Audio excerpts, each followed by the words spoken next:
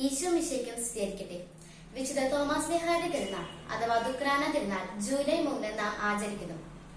ഭാരതത്തിൽ ക്രൈസ്തവ വിശ്വാസം നട്ടുവളർത്താൻ ദൈവം നിയോഗിച്ച തോമാസ് ശ്ലീഹ കേരളത്തിലെത്തി ക്രിസ്തു വിശ്വാസം പ്രചരിപ്പിച്ച് 7 പള്ളികൾ സ്ഥാപിച്ച് നാനാജാതി മതസ്ഥരെ തന്റെ വാക്കിലൂടെയും ക്രിസ്തു സാക്ഷി ജീവിതത്തിലൂടെയും ദൈവത്തിലേക്ക് ആനയിച്ച് പിതാവിന്റെയും പുത്രന്റെയും പരിശുദ്ധാത്മാവിന്റെ നാമത്തിൽ ജ്ഞാനസ്നാനം നൽകി. ഒടുവിൽ AD 72 മൈലാപ്പൂരിലെ ചിന്നമലയിൽ വെച്ച് കൊന്നത്താൽ കുത്തപ്പെട്ട് രക്തസാക്ഷിത്വം വരിച്ചു. വിശുദ്ധ യോഹന്നാൻ ശ്ലീഹായുടെ സുവിശേഷത്തിൽ വളരെ ശക്തമായി കാണപ്പെടുന്ന തോമാസ് ശ്ലീഹ എന്റെ കർത്താവേ, എന്റെ ദൈവമേ എന്ന് പറഞ്ഞ് വിശ്വാസം പ്രഘോഷിച്ചു. നമുക്ക് അവനോടൊപ്പം പോയി മരിക്കാം എന്ന് നമ്മെ ധൈര്യപ്പെടുത്തിയും നമ്മെ വിശ്വാസത്തിലേക്കും ക്രിസ്തു സാക്ഷ്യത്തിലേക്കും നയിക്കുന്നു.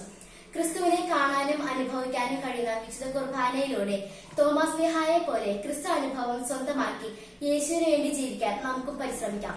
ജയ് ക്രൈസ്റ്റ്.